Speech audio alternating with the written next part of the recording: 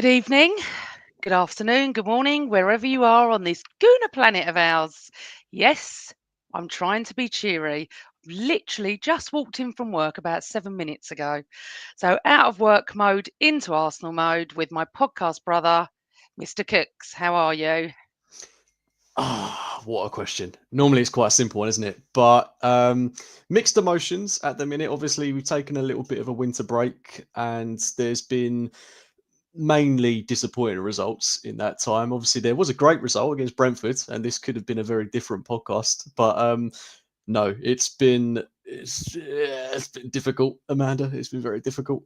It's going to be difficult tonight. And I'm very, very pleased that we didn't go live last night because I was absolutely raging about so many things. And I think give yourself 24 hours and you put it into context, and then we're going to discuss it. We're going to pick the bones of everything yesterday afternoon that happened. Good evening to everybody in the chat room. Thank you for joining us. There was already conversations going before we even started, so I really appreciate the fact that you're all really passionate. If we could try and keep it to a little bit of positivity, it would be good. If there's anyone positive out there, it would be lovely to hear your comments. We will come to questions later on. We're going to be on for about 45, 50 minutes.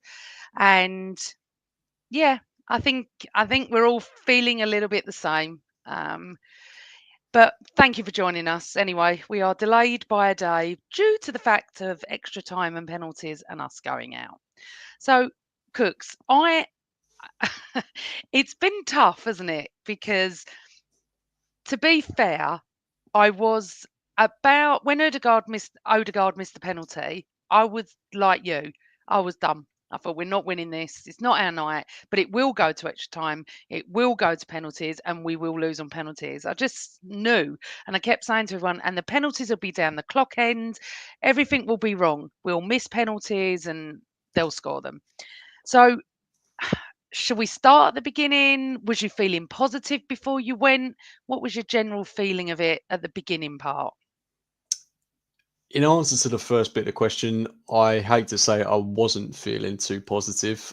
I had a feeling that something like this could be on the cards just because of the way these things seem to manifest themselves for us. And it's not a particularly good attitude or mindset to have, but it just seems to be when one thing goes wrong for us, everything else goes wrong for us. Yeah. And it was kind of a carbon copy of what we saw on Wednesday night, really. Loads of possession, getting to really good opportunities to score, and there's just no one there to put them in the back of the net. And there's a load of reasons why that could be the case. But if anything, I was more disappointed yesterday than what I saw on Wednesday, just because I thought we actually created quite a bit more than what we did.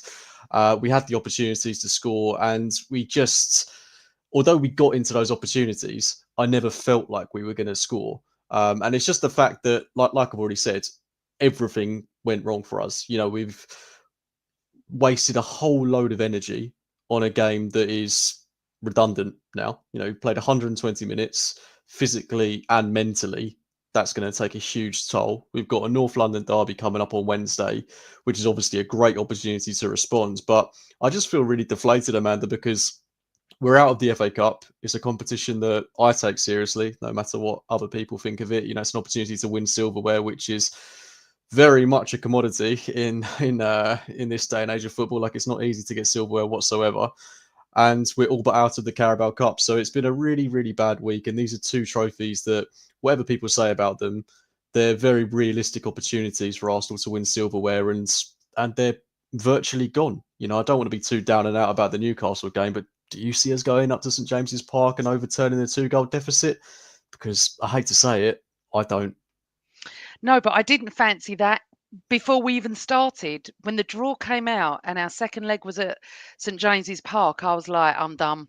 Even if we go up there 2-0 up, I was done. I just had this awful feeling. They're going to raise the roof. This is a chance of a trophy for them for God knows how many years. To be 2-0 down and then the form we're in with the injuries we've got, I give us zero chance. Now, the thing is, you know how positive I am. I generally am positive. I try and find the positive in everything, but I'm also realistic and I'll always be fair. Um, we have not. cut the mustard lately. We have not been at our tip top. However, we have got injuries. But Cooks, we can go back to last season when we were screaming for a striker. And every time I said something like Ivan Toney would do a job for us, people would go, doesn't fit our system. Our system is there to score goals. It infuriates me that I don't know who to blame, the manager or the board at the moment. I'm 100% not Arteta out. I don't even want to hear about it. It's all over my timeline on different social medias. However, there is a part to play for the manager. I didn't understand, excuse me, the lineup yesterday. All I can imagine, Cooks, is that Rice is not 90 minutes match fit.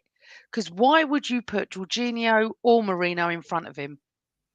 I think it's just he's trying to rotate, and it's as simple as that. And look, on paper, you've got to say Jorginho, Marino, experienced guys. They should be able to come into a game like this and perform to a good level. But for me, the issue with Jorginho is that he's still got that ability. I think you can quite easily see he can play a pass, but he's just not got legs. You know, he barely had legs when we first signed him, but now I think the flaws in his game are really starting to come to the forefront now.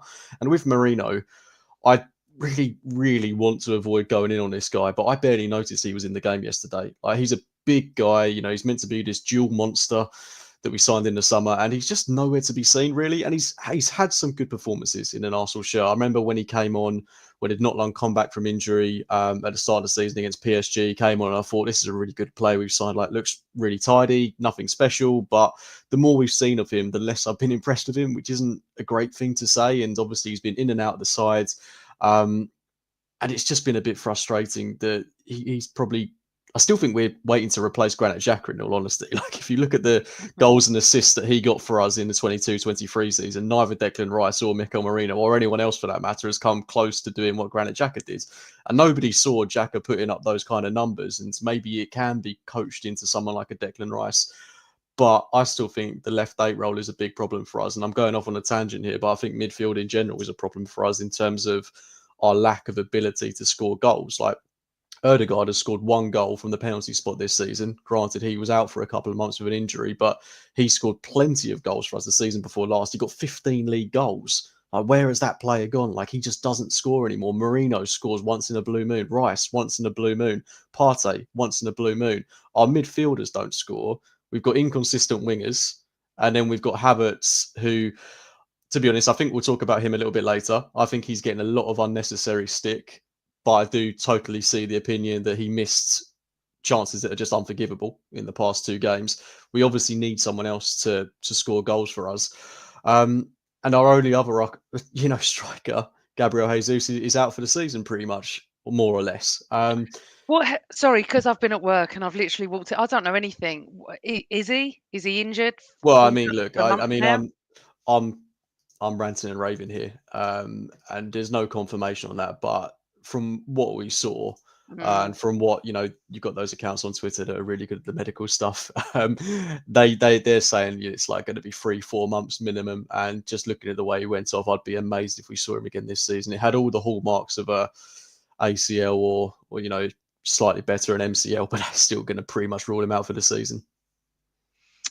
Yeah, it's hard to know really where to sort of start and finish with everything at the moment. But okay, so I I got to the ground and I thought the atmosphere wasn't too bad. Finally, they actually played the Angel at the right time, just before kick-off, and then we all sat down and screamed for the boys, which is what I love. I know it's a minor thing, but I'm glad he's finally done that. And I didn't find the atmosphere that bad. What I will say is when I turned up at the Emirates, I did feel like I was at Old Trafford because I come over the Danny Fisman Bridge, and that leads straight to the section where the way support are. There was thousands and thousands. I'm not even exaggerating, as we know, because there was 8,000 there of United fans. I felt like I was at an away game at the very beginning. We knew they were going to bring the noise because we would if there was 8,000 of us in an away ground. And I thought, okay, you know what? They really aren't a great team, and we're going to turn it on. After what happened at Newcastle, the support's going to be behind them. We were behind them, and it it was weird, wasn't it? I mean, for a start, not having VAR, plus and minus on that, you know, when we scored, it's offside. There's no debate, is there? There's nothing there going, oh, maybe VAR will see it. We don't know in the ground if it's offside or not. You don't get that chance to even look. I messaged my dad. He said it was offside. Fine, move on, play on. We had a lot of domination. It was generally all us. I don't care what anyone says. I watched that game from beginning to end, and it was generally us. Um, I found the first half a bit strange, and I just feel like, do you not feel like this, James, that the players have lost confidence? I found Lewis Skelly was making mistakes. He's a young boy. He's going to make mistakes. I've got no issue with that. I didn't feel Saliba was on tip top of his game either. Timber, not so sure on, but I just maybe they were trying too hard. I don't know. What did you think about the first half an hour or so? I thought the atmosphere was pretty subdued, to be honest with you. I thought it started okay. North London Forever was played at the right time, and we had some decent half chances, and I think it really ramped up when that Martinelli goal, which was ruled out for offside, went in the back of it, because it was like the first clear-cut chance we had, and albeit, it came off Harry Maguire, and it wasn't really a chance of our own making, but it showed that, Martinelli can finish, and he really could have done with that goal. But I mean, look, I agree with you. We had a lot of possession and time on the ball, Yeah. but what did we do with it? And it was the same story against Newcastle. I mean, a lot of the ball, not really doing anything with it. And then when we do get in those chances, when we do finally break down the low block, we just can't take them. Like, look at the chances we had yesterday. Like, we should have scored about 5. Like, Yeah. with the chances that we had. Kai Havertz should have had a hat trick. Trossard should have scored one. Rice should have scored one. But there were plenty of opportunities there. Plenty. But I think we're definitely lacking confidence and potency in the final area of the pitch. But yeah, it's just at the minute possession with no end product. So, JJ, welcome to the show. And thanks for all your comments. I am starring some of them and keeping them. Dominated is a huge stretch. We did dominate. I've had this argument with someone else today, actually. We dominated most of the game. Forget possession. We dominated. All they did was sit back. And I said it and I tweeted it before, and you can go and have a look at my timeline. I said the only way United are going to win this, which is why they were time wasting, was on penalties. They knew that. And that's because I got confused at one point why they were time wasting. Then I realised they don't think they can win it in normal time. They think they can win it on penalties, which they did. Um, Common theme, isn't it? From, I don't know how you say your name, Odagan. Sorry if I've said that wrong. I think the players are like us, all looking for a striker, but he ain't there. Now, this is it, isn't it, James? This is what social media was flooded with last night. I listened to Radio 5 Live on the way home. Thank God it wasn't TalkSport. We had Arsenal fans and Man United fans on there, some positive, some negative, all saying the same thing. Why did we not go and get a striker last summer? Look, I was of the opinion in the summer that we needed some sort of forward. I wasn't dead set on that being a striker, but I just wanted us to sign a wide player or a striker, or just a forward that was going to contribute more goals. And I was probably a little bit dreamy-eyed with what I'd seen from Kai Havertz in the second half of last season. Like, he got 15 goal contributions in 14 games, something like that. And you're looking at him thinking, okay, we can probably build a team around this guy spearheading our attack. I mean, we all know there's a player in there. Like, go back to the North London derby last season away from home. He was unreal in that game. Like, when he turns it on, he can be fantastic, but he's just playing in a team that's bereft of confidence. And unfortunately, he's a confidence player. But I am going to defend him slightly, because I've seen a lot of people today saying that we've wasted £65 million on this guy, and he's not a striker, and yada yada yada. He was never brought in to be a striker, and I think this is part of the problem with Havertz, is that nobody knows what his best position is, and I'm not sure even he knows what his best position is. So that's a bit of a red flag, and that was my main concern when we signed him. Like, he's not worked out at left 8. I think he's been okay there when he's played this season. He scored goals from that position, so he's certainly working there. But he is almost averaging a goal every other game in the Premier League this season. And at 65 million quid, that's kind of the going rate for someone that's able to do that. Like, goals are such a valuable part of football now. I think if we were to sell him, we'd probably see maybe not return on investment, but we'd certainly break even on someone like Kai Havertz because he does score goals. He also misses a whole load of goals. He should have a hell of a lot more goals than he scored this season. And the past 2 games, the chances he missed have been just, like I said earlier, you can't forgive them because they are bread and butter for a forward player, whether you're a winger, a striker, a creative midfielder. You have to score those opportunities. But he is still a player that offers a lot to this Arsenal team, and he's obviously getting the brunt of the criticism now because he's in the spotlight. But he needs competition. He needs someone that's going to rival him. And if we had another forward, he would be such a good utility player to have because he's on course to score 20 plus goals this season. I'm more than confident that he'll achieve that. And you have to say, for 65 million quid, sounds like a hell of a lot of money. But in this current market, is that the worst deal in the world? No. For 20 plus goals a season, it's really not. And that's certainly better than what he did at Chelsea. Like 2 more league goals this season. I think just 2 more goals in general. And he'll have equalled his best ever tally at Chelsea. So I don't buy into this idea that he's the problem. I still think he's a great player to have around the team. He just needs to get a goal. But I'm not excusing the fact that he should have scored those ones that were put on a plate for him in the past 2 games. Oh, one of those chances yesterday was harder to miss than actually score. And when you have games like that over the years, because I'm old, you just know it's not your day. It's just not your day. But what's happening now is we seem to be getting like an injury a game. We can't afford to have any more injuries. And I just feel like I feel so sad because, we're creating chances. Someone said on my Twitter today, we're going to hit someone for 5. Can anyone see that happening? I just can't see that happening. James, can you? I mean, it's not beyond the realms of possibility. I don't know who that will be. But we've shown we could do it. We did it only a couple of weeks ago against Crystal Palace when we lost Bukayo Saka. And to be honest, if anything, that game made me feel quite good about the fact that maybe we could cope without him for a while because we scored the majority of those goals when he wasn't on the pitch. So we can do it. We could definitely do it. But at the minute, because so many games have come in quick succession where we've not looked like hitting a barn door, it feels like we're incapable of doing it.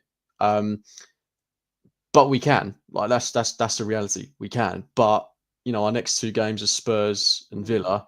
The worry for me is if we play like we did yesterday, where we, arguably control the game, but don't do anything with the ball.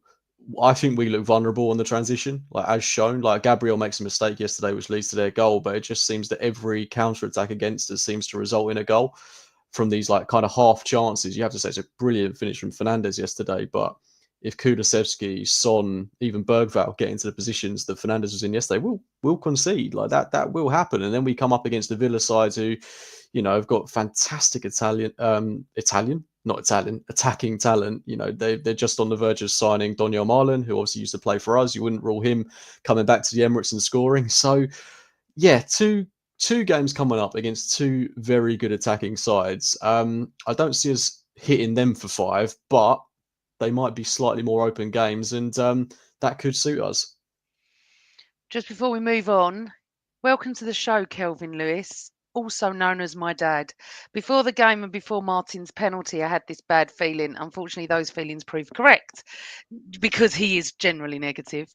And when Sterling came on, I got really concerned. Talking of offside, yes, it was. And then he's just made another comment. And everyone say hello to my dad in the chat room because he's very rarely here. There was one more I just saw. I wonder if the chat outside a club that we need a striker has got to the team, but with Havertz scoring the goals late last season, yes, I felt that he could and would do a job, but he didn't. Now, thank you, Dad. And what I want to say is, if we got a striker in this transfer window, James, I think it would lift the club, the players, the fans. So I sort of disagree that it's got them down. I think what's got them down is the fact that they don't have Saka, who was so over relied on. Yesterday I was watching Erdegaard. He literally looked right, and there was no one there. There's no one for him to pass to. And just talking about Raheem, I know we're jumping backwards and forwards, but it's going to be like that tonight. I actually thought he tried really hard. I'm not saying he's the answer or anything, but he tried really hard when he came on, James. Yeah, I agree. To be honest, he was the only bright spark that I can really pick at from yesterday. I know you weren't a fan of Lewis Skelly's performance, but I thought he was pretty good as well, to be honest. But Sterling, coming off the bench, played like he had a point to prove, and there were a couple of times where he just ran into congestion and came out the other side, and I really like that about him because we haven't got a lot of players that will do that. I really rate Mazraoui that plays for United, and he had the beating of him not once, not twice, but a good couple of times. So I think that could be fruitful going into the game against Spurs. Like I would start him against Spurs. I know people aren't going to want to hear that, but what's the alternative? Martinelli on the right wing, Trossard on the right wing. Not for me. I'd play someone that's more capable and more naturally suited to that role. So I would definitely be looking to play Sterling in that match. And if he plays like he did yesterday, then he's probably our best option there. Yeah, I think what Kevin Harrell said, Sterling's in product lets him down. And I sort of agree with that. But he is trying, and that's what we need at the moment. We need to get through this period. We really do, and we need to get some wins somehow. Now, starting with Wednesday night, we will talk about Spurs in a moment, but anything else you want to say about the first half? I mean, obviously they go 1-0 up, and I felt like I thought the support wasn't too bad yesterday. Actually, it was a little bit quiet at the beginning, and I knew that United would be loud, but I didn't think it was that bad. But yeah, you're right. Once Martinelli scored, and obviously it was ruled for offside, it did lift everybody a bit because we actually scored a goal from open play that was nice.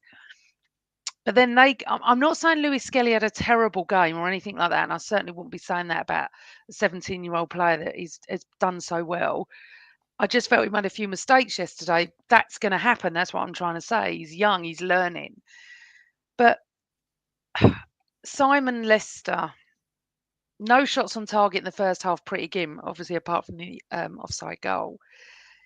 What did you make of their goal? And what was your feeling straight after it? I thought it was uncharacteristically poor from Gabriel. He kind of seemed to get caught in two minds, then just slip over. And look, he's got so much credit in the bank. I'm not going to berate him for that. And he made up for his error with the goal that he scored. But yeah, it was a really good counter attack. You have to say, like, we don't get those opportunities on our side of the pitch ever. Really good run from Garnacho, cuts it back perfectly to Fernandez. And you have to say, who in our team scores that goal? I don't know. Like, not too long ago, I'd have said Martin Odegaard, but at the minute, no, I wouldn't. But that's what United have got. Like, as much as I don't like him, Bruno Fernandes is a very good player, and they've got that guy in the midfield that can pop up with a goal, and that's really what we're lacking at the minute. Someone that can just finish with that that much venom. Like, it was that good of a shot. Raya didn't stand a chance, and again, it was just after they scored, like I felt in when Newcastle got their second in the game the other day. It was just like, oh, here we go. It just kind of felt like it had been coming, and it's just our luck that would happen. But you don't take your chances, and you're always open to that being a possibility. And then obviously not too long after that, the second half really came into life after what was a pretty subdued first half. We get a massive lifeline through Diego Dallo being sent off, rightly so. And then Gabriel gets the shot, fortunate deflection, but great shot from him. Makes it 1-1. I'm jumping the gun a little bit here, but at that point, at 1-1, with what was it, more than half an hour left to play in the game against 10 men, you've got to do better, and you've got to win that game. Talking about 10 men, someone had a question about a point. Mr. Blobby, they can go down to 10 and be praised for defending, but we go down to 10 and we get both barrels for not attacking more. I sort of get that, the sort of media agenda. However, I wasn't that excited, James, when he got sent off because you just knew, as I said, they didn't think they could win it in the 90 minutes. They sat back, low block. We can't break down a low block. Side to side to side to side to side to side to side football. Someone's got to try something. I'd rather them try than and just try and get into the box and do something. They need to shoot more. You never know, a save could come out, ricochet off the post, someone could just get it in. It's what we need to do. It's a real hard period at the moment because you have to look at last season, which is hard. And I remember saying to everyone, enjoy it. I've really enjoyed last season, the wonderful football we watched, the goals we scored. It was fantastic. I just I thought you and I predicted that we'd win the league, and Chris didn't. By the way, Chris will be back probably the week after next. He's still on his jolly holly jollies. But we predicted that we're going to win the league. Now we are still second in the league. I think I haven't looked at the league for a week.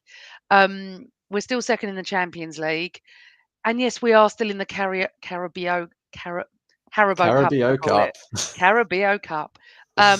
I know obviously it's very small chance, but you never know. Football's a funny old game. You just don't know. So we come out right. So me and Simon Lester are on the same page with this. That bloody music at half time. I just don't understand. Do they think everybody in there is 17 or something, James? Because it's so loud that what they should do is when it went to the 90 minutes and the extra time, instead of playing, he played Eminem or the penalties, play North London Forever. Get us up singing. Just play it. We don't care. We'll sing it all the time. It could lift the team. I know they're only minor points, but anyway. So, second half happens, and it was all us. I'm sorry. I know people don't think we did dominate this game, but I don't know what anyone's watching. The possession, the domination, they were trying to catch us on the break, weren't they? Yeah, and to be honest, you can't blame them. Like, I've not really No. got any. I'm not going to dig into United for playing the way that they did. I know everyone was very quick to get the knives out for us when we played that way against Manchester City, but I'm a realist, as are you, and I'm sure a lot of other people are as well. When you're down to 10 men away from home against a good side, then you pretty much are going to batten down the hatches and try and play for penalties. And United did exactly that. They got exactly what they wanted, and you have to say, fair enough. But the frustrating thing is, I don't think they did defend particularly well because we had so many opportunities to get the better of them. I mean, just look at that Havertz one that you missed. Like, that is dreadful United defending to allow him to get into that position, and he should have scored that. There was a really good clearance off the line, I think, from De Ligt. And Declan Rice had a header that should have gone in the back of the net. There were so many opportunities for us to score, Amanda, and we Yeah. just couldn't take them. I mean, as good as United were, I mean, I'm contradicting myself here because I don't think they were amazing defensively. It was more our own doing that enabled them to get into that position where it went to penalties.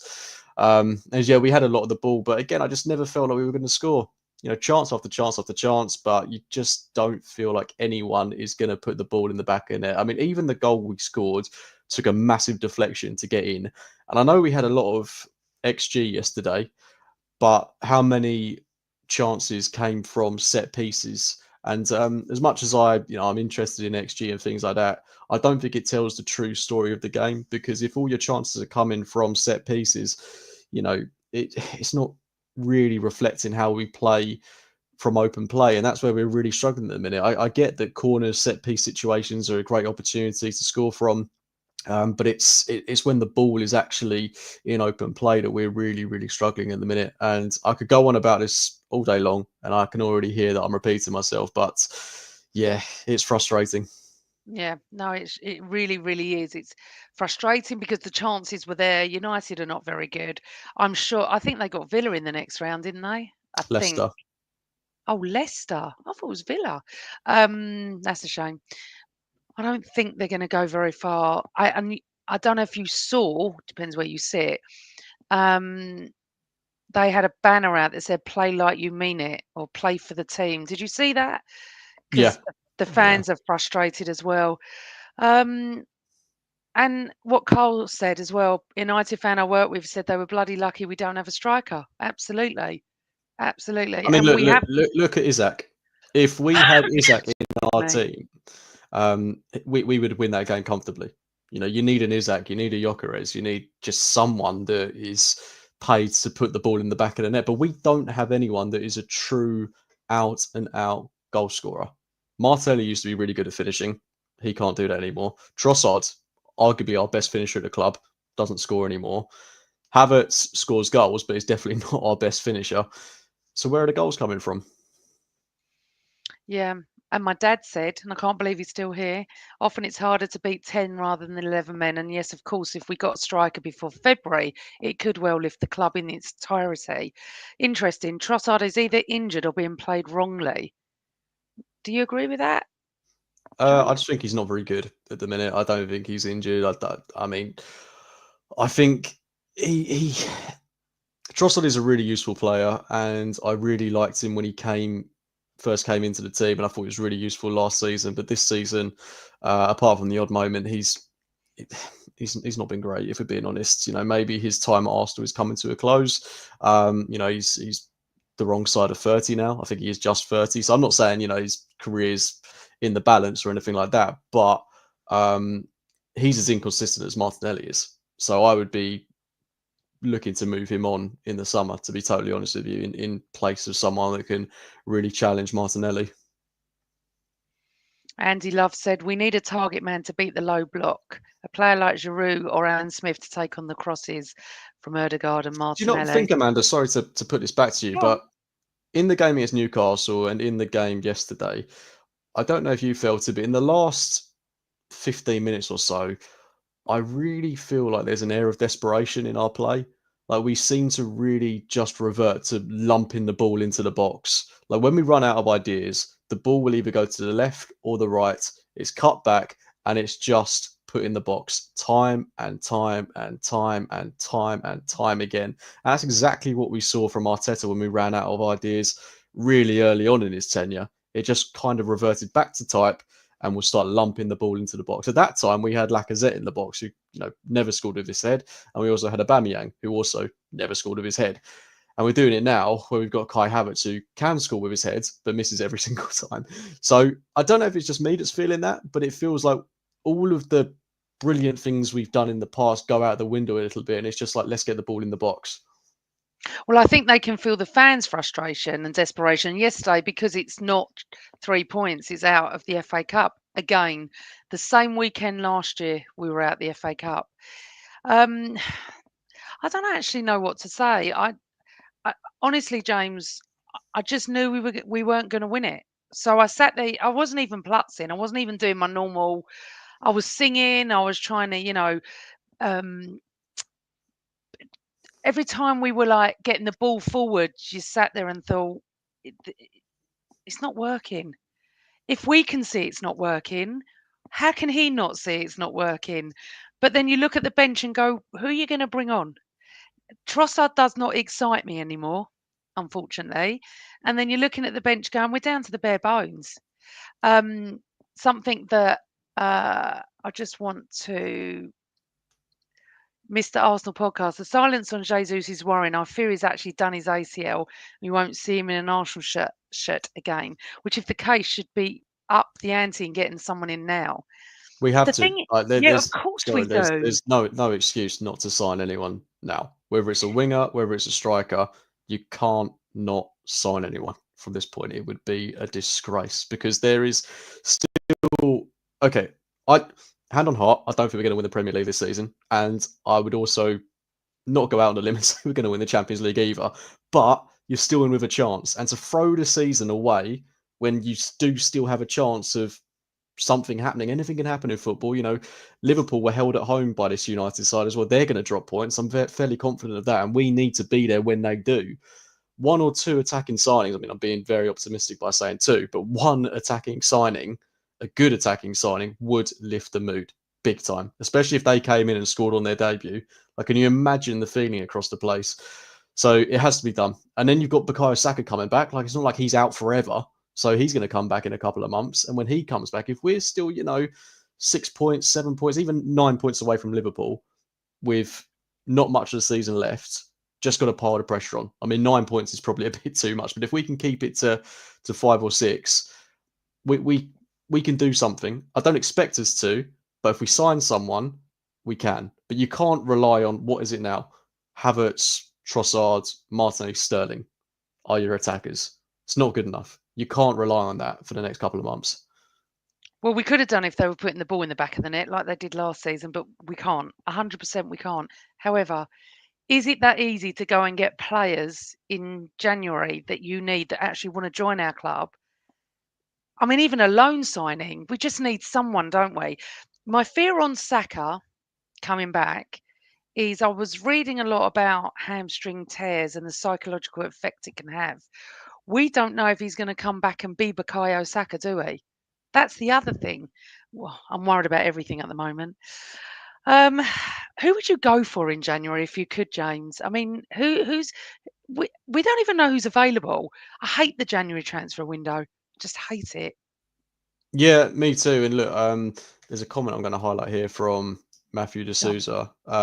If you believe we won't win anything, why should we overpay on 1 to 2 players and risk our summer business and miss out on prime targets? Yeah, I mean, that's a fair argument from the club as well. But from the club perspective, you can't go into this window believing that we won't win anything. And I categorically haven't said, I don't think that it's absolutely not happening that we don't win something. This is football. Anything can happen. There's always a possibility that we could overturn the deficit on Liverpool. We could go and win the Champions League. But if you're a club, remember, I'm not the club. The club is different to me. The people at the top have to have ambition to go and win something. And they have to show people like me to make me believe, and you believe, and everyone else believe that we can go and win something, not just this season, but for the seasons to come. And also, Matthew, we're not just talking about the Premier League at this point. If we don't go and sign anyone, there's a genuine chance that getting Champions League football could be in jeopardy. Now, I don't want to sound too reactionary, but if things carry on as they are, then that could very well be a possibility. And I don't think that's going to happen, but it could. All it would take is another injury to someone up top. And even if it didn't take an injury, the guys up top aren't doing it at the minute. I can't even remember when Trossard last scored. Can't really remember. Martinelli scored in the game against Brentford.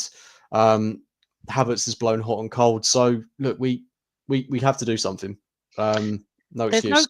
And when they do score, there's no consistency. They don't continue it into the next game, which is becoming the problem.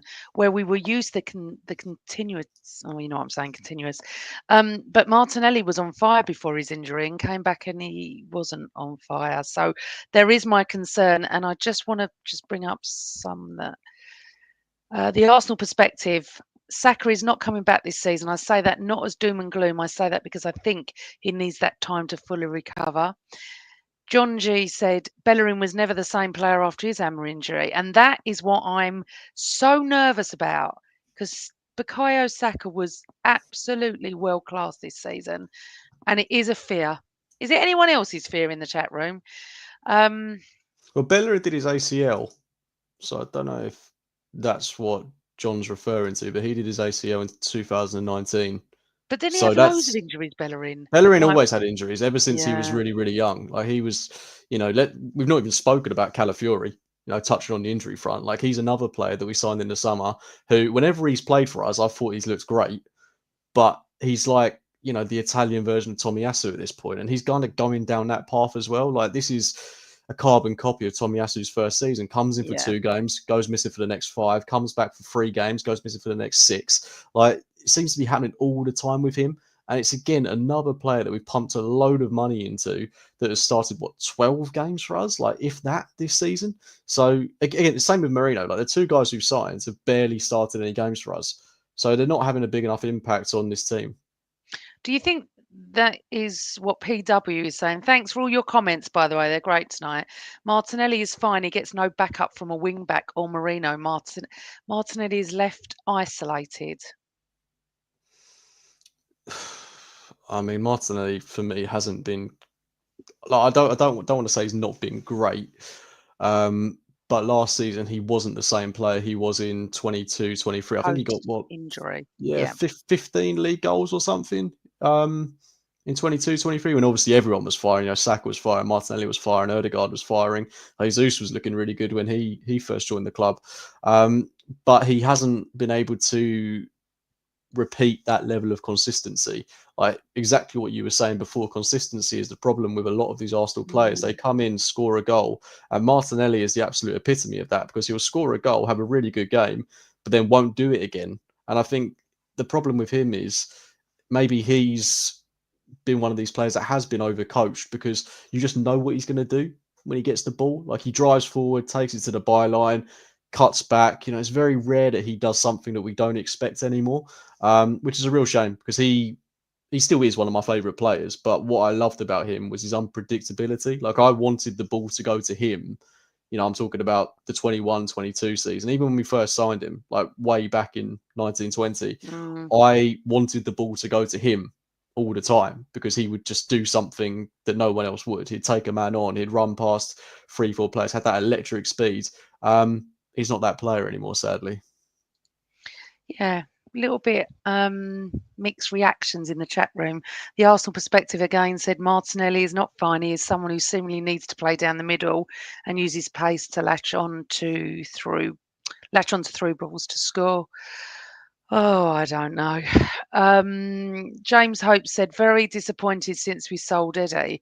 Eddie wasn't the answer anyway, was he? No, So it's not scored a league goal for Palace. no, no. Okay, so we get to their sending off, which was a sending off. It was a second yellow, wasn't it? It was quite a nasty tackle. And you're like, any other team would be like, oh, down to 10 men at home. The other team are not that great. You're going to win it, aren't you? Can you imagine Liverpool against 10 men at home to United? What would have happened? Well, I mean, Liverpool did play United not that long ago, and granted, it was 11 against 11, but they struggled to beat them. They really struggled to break them down, and they ended up drawing at home. And like, I totally get the argument. Like in the FA Cup, you'd expect a Liverpool to go and absolutely trounce them. And at ten men, it gave us the belief we needed. We had the goal immediately after that happened, which is always a good sign. And if that had happened against us, I would fully expect us to lose the game at that point. Yeah. But we were even handed another lifeline when we got that ludicrous penalty, which was never a penalty, and we missed that as well. If we score that, we win this game. I'm confident of that. We might not score another one, but I'm pretty sure we win the game. Or United would have come out, and that's when you might have seen us at our best, and we could have put them, we could have hit them for 5. But we missed a penalty, and after that, for me, it just wasn't going to happen. I didn't believe we would win the game. I didn't know they had 10 men against United, so that was obviously a bad comparison then that I put to everybody. What did I want to talk about? Something I just saw. Lee Ringwood Gooner. Do you believe there's an underlying problem at the club, the Edu saga and stuff? A lot of people are saying that, but why would we go downhill because Edu's leaving? Actually, on the pitch, I mean, not signing players. This is a really tough one to answer. Look, we wouldn't be talking so much about the backroom stuff if things on the pitch were going really well. It's like, you were around on social media when the Arsene Wenger stuff was like at its absolute highest and it was really, really bad. Everyone looks for any sort of misdemeanor or problem within the club to try and work out what exactly went wrong. We are never, ever going to know what conversation was had between Edu, the board, and Mikel Arteta. It could be as simple as he wanted a new challenge. That happens. If you've got aspirations and you want to do really well in any career, people will do that. So I don't know.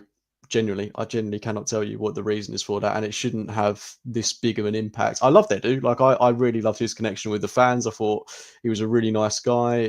He was always looking to breed that connection with the supporters, and always seemed to take the time to talk to people about the club. So look, they're big shoes to fill, but it shouldn't be the be all and end all. Like it wasn't. We never spoke about sporting directors 10, 15 years ago. No, we didn't. Did you enjoy it without VAR? To be honest, I forgot that VAR wasn't there. So yeah, I mean, it was a little bit more interesting. I think if VAR was there, we definitely wouldn't have got the penalty. So it worked in our favour there. Let's discuss that. Actually, that's what I wanted to discuss with you. So you're 100% sure it wasn't a penalty? No, it's a dive, definitely. But okay, so I wasn't sure. As I said, didn't watch anything last night, but knew I was doing the podcast straight from work tonight. So quickly just looked at the penalty because I've seen loads of Arsenal fans say it wasn't a penalty. United are up in arms about it. Some of the media said it wasn't. A couple of people said it was. It's not that cut and dried for me, James. It really isn't. Maguire puts his arm out when Havertz is going through. So how do you know I mean, look, I'm playing devil's advocate here bit, a bit, but you're 100% sure he just dived? Is that what you're thinking, yeah? Well, I mean, let me put it this way. I don't think there's anywhere near enough contact for him to go down in the way that he did. And I think you can tell from the reaction of the United players that they knew what he did. Look, he plays for it. And if we, yeah, I wasn't complaining at that point in the game. Don't get me wrong, because if we go on and score it, then fair enough. Like, I'm not even going to go back and talk about this. But yeah, it was soft, and like John G says, they do get given. But for me, it was just soft. Yeah, exactly what BX Gunner says there. He sold it, I'll take it. Phil Macker reckons if VAR were there, may still have given the soft pen. I'm not. I'm actually not a biased Arsenal fan anyway. So if I thought he would have dived, I've said it many a times, and I've got shouted out on social media when I thought our players have gone down. It wasn't as cut and dried for me. I looked at it a couple of times and I thought, well, he's actually made contact there, and if he's going through, and of course he's going to look for it. That's what all strikers do. But for you, it's not a penalty. And for most people in the chat room, it's not a penalty. Just me and you, Karen, are the only ones that think it's for a penalty. Kevin was talking about we can all remember Rooney diving for a penalty, yet, but he actually dived over his legs, and we could all see that. And I think, listen, I don't work on two wrongs make a right. But anyway, we got the penalty. Now, I actually was convinced, James, we were going to score it. I actually thought we were, but I did turn my back because I was trying to bring some luck. Because generally, I do watch penalties, then I don't, and I was like, right, I'm not going to watch. I was so shocked, and obviously, I could only then watch it on replay.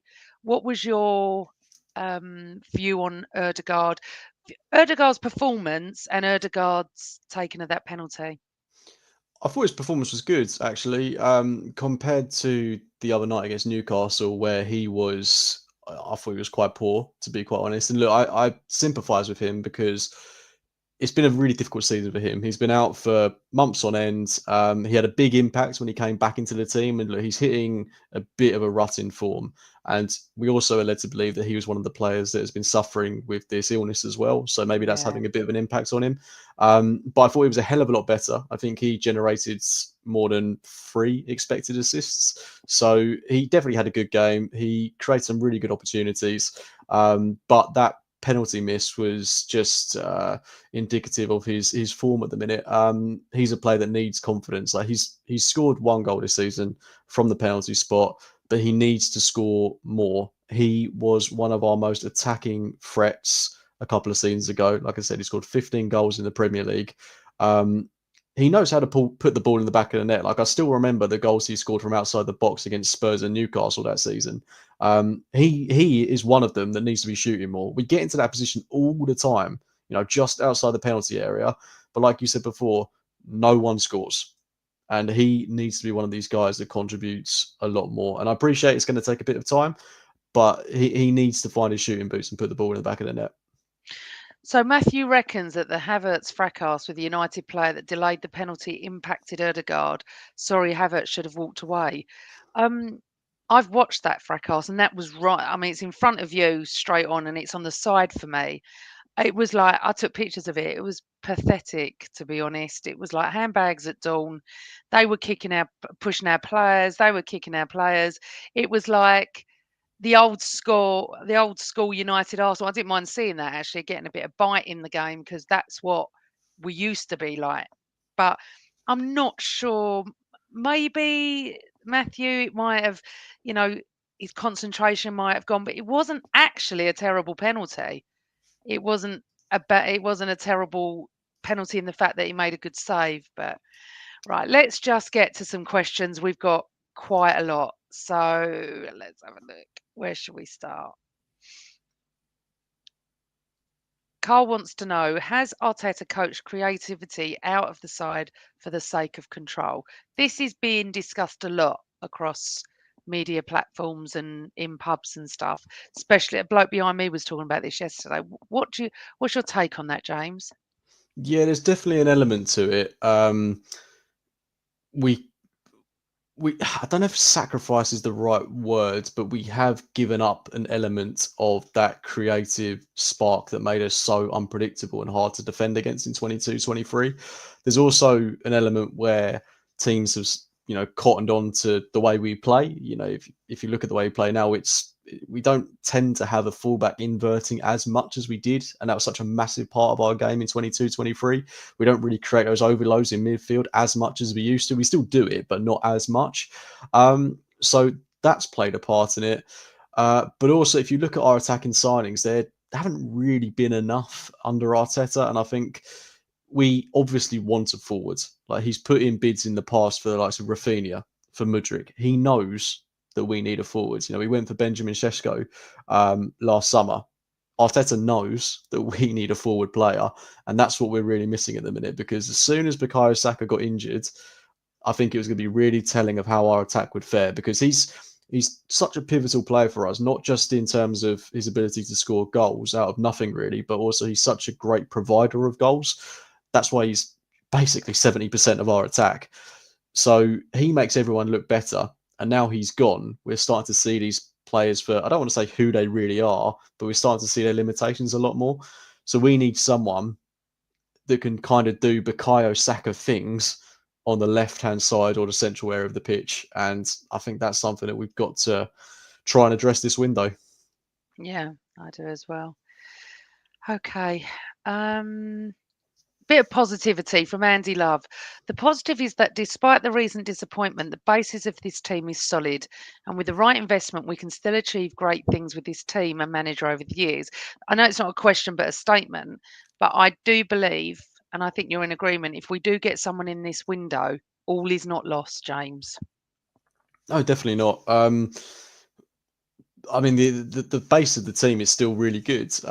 Defense sorted. We don't need to worry about that. Midfield, I still think we could do with another creative player in midfield, but hopefully when Nwaneri comes back, we've got an option there that can maybe not rival Odegaard, but be someone that takes the load off him.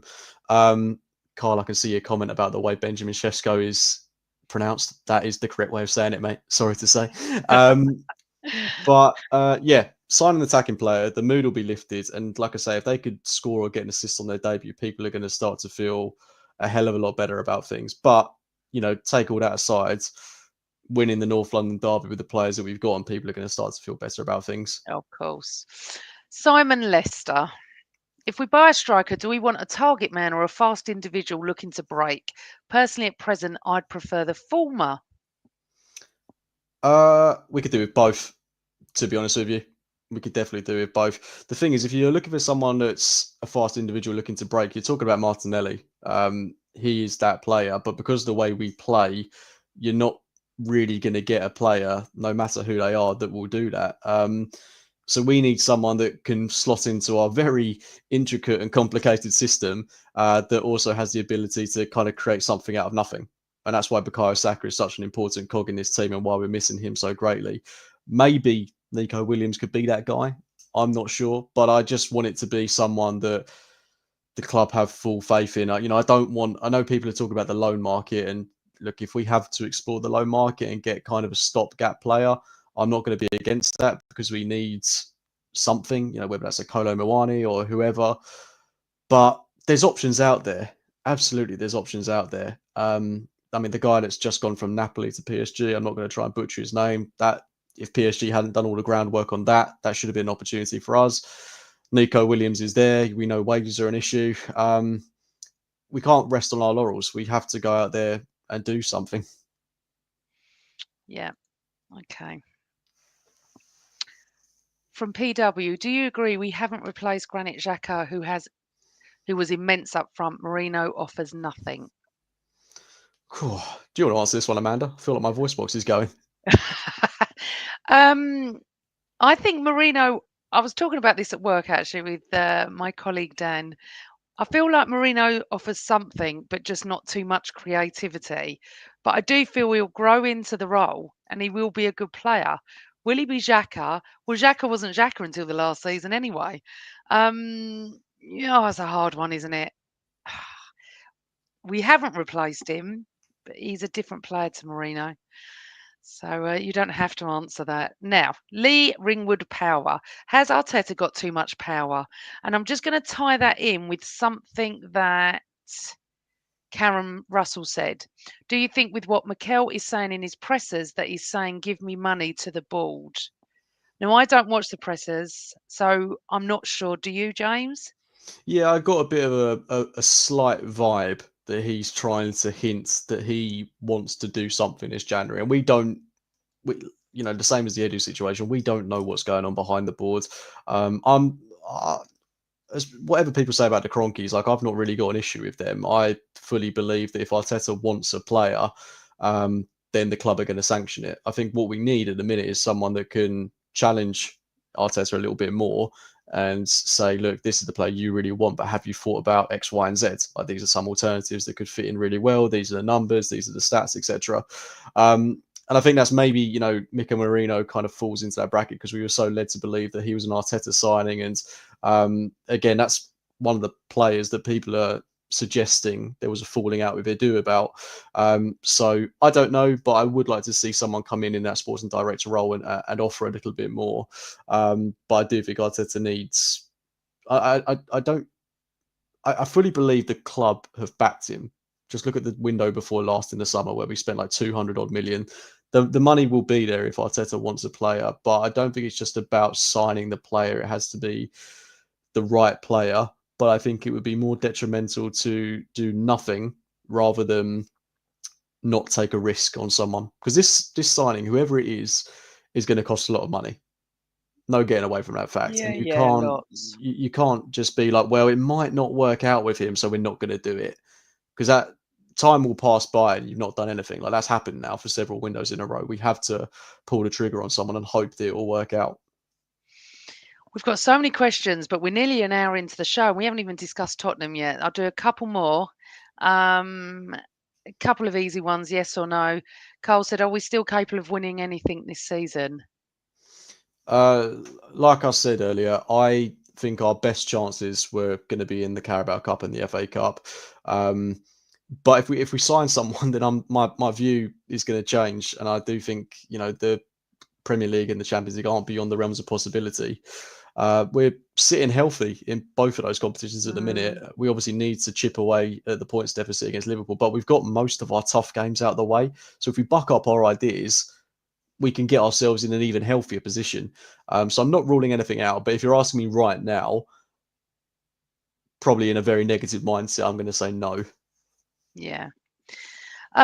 Something I wanted to discuss actually, Mr. Blobby, do you think Raya, he means Raya, should have been subbed off for Neto for the shootout? That's not something I was thinking of, but Raya concerns me a little bit at the moment. I don't know if it's because I'm a nervous Nelly at football at the moment with the way we're playing, but he literally plays halfway up the field like he wants to be an outfield player. Now, yes, in most times it's working out, but I just feel like if a midfielder for another team got the ball and did a David Beckham over the goalkeeper, it would not surprise me. He plays so far out of his goal. And also, he went down very early. I don't know if you've seen the replays of the penalties. What's the thinking about going to the same side and going down that early? And do you think he I, should have been subbed off? No, definitely not subbed off. No. I think that would have been mental to have done that. But yeah, on the penalties, really just bizarre what he was doing. I mean, look at that one from Lissandro Martinez. He's not even kicked the ball before he's gone down, which is crazy. And I think, look, when it pays off, it looks great. But I think a lot of teams now have worked out that Raya dives early, and he was very, very poor on the penalties. It has to be said. He made a Yeah, great yeah. save from Xerxes before the penalties, and he was there when we needed him in the game. But yeah, he didn't cover himself in glory in that moment. No, I agree.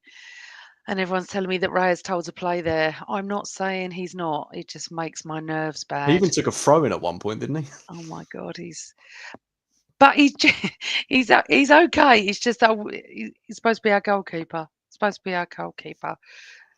So a lot of questions about this today. Is Arteta still the right manager to keep taking the club forward? I say yes. What do you say, James? Yep, 110%. Yeah, I feel like that as well. Um, okay. Few people have mentioned this. Also, the whole white kit has to stop. It didn't look great yesterday, did it? No, I hate it, to be quite honest with you. So do I. I love the cause that it's supporting, but in terms of the actual kit itself in isolation, it's hideous. I never want It to see it again. it just looks like Tottenham are coming out on the pitch. You can't It's even worse tell than the that Tottenham kit. no numbers on the back of the kit. It's yeah, it's just it's not good. But the actual cause is wonderful, but it's really, really not good. We're just trying to get all the bits and bobs in. Oh, another one from my dad. Finally, my favourite saying, as Amanda knows, if you don't score goals, you don't win games. Yep. I did wonder about Edu leaving. That was not a penalty. This is a great podcast. Good to contribute. Thank you, Dad.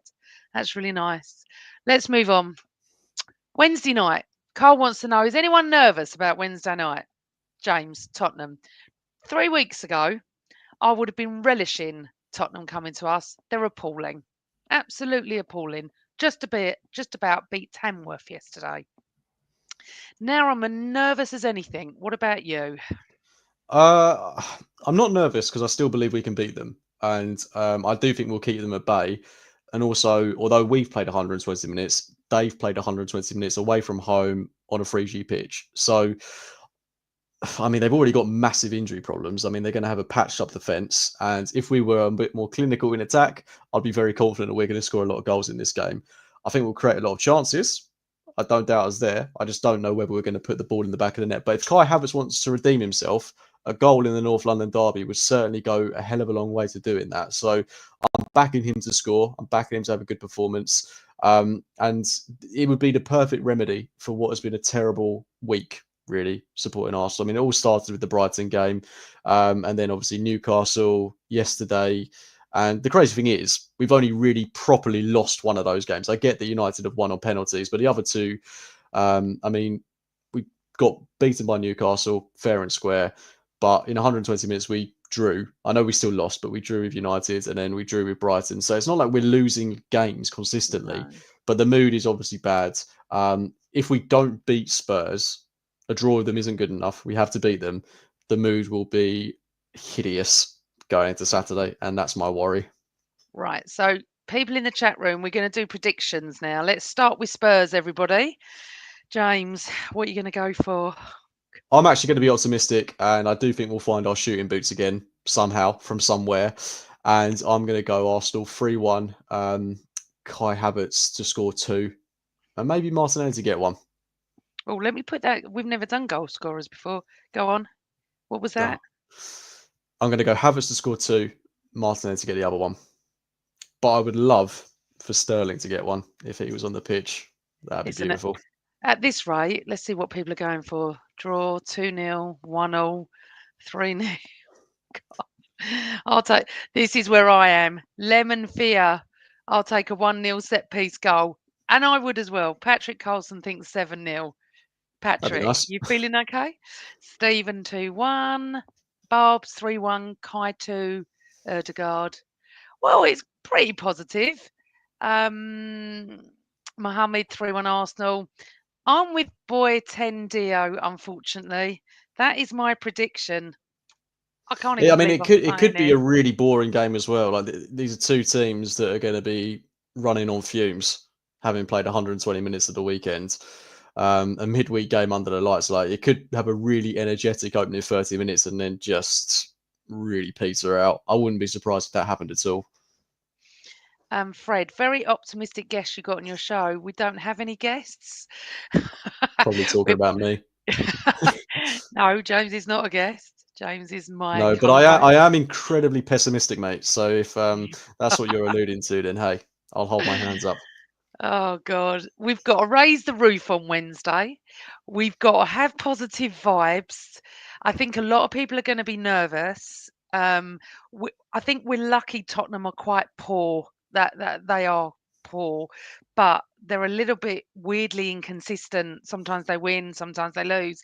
Um, I hate to do this, but we've got to go on to Villa as well. You got any predictions for that, James?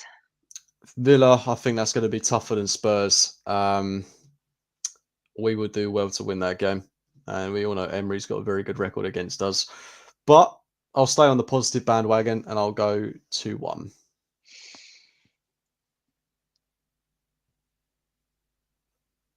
I'm going 2-1 as well. I'll go 2-1 on Saturday. I've gone 2-2 with Spurs. My dad said on Wednesday we have to go at the opposition, but not in a careless manner. Now that's interesting because I want us to come off. I want the Angels to be played. I want kick-off to go, and I want us screaming at them, like supporting them, not screaming at them, but you know what I mean. I want us to raise the roof, James. Um, but not in a careless manner. I'm at home, but I felt the music was way too loud. It was, but it was great to hear the majority singing very well. We do sing. It's just that I feel like it's just a bit weird at the moment, the atmosphere. So hopefully on Tuesday night, excuse me, Wednesday night, we do get stuck in. Barbs, get stuck in players and fans. We really, really, really need to support them so much. I can see all your Villa um, 1-0, 3-1 to Villa, Arsenal 2-1, 1-0 against Villa.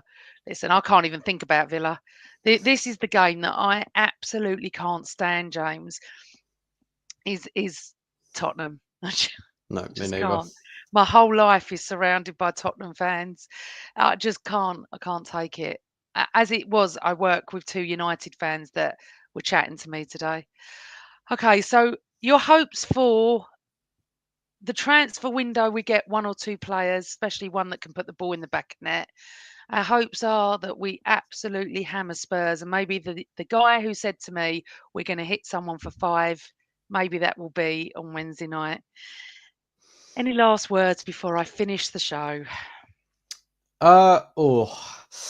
What can I say? I don't think this is a great time to be overly optimistic. I'm not sure anyone wants to hear too much optimism at the minute, but I would say winning against Spurs, and we're not quite back on track, but that would certainly be a very good way to round off what has been a pretty terrible week.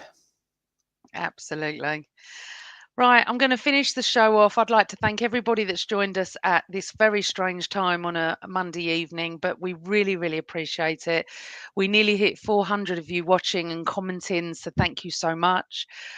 If you wouldn't mind, just on the way out, if you press like and leave us a comment, we're trying to grow the show and get some really excellent guests for you.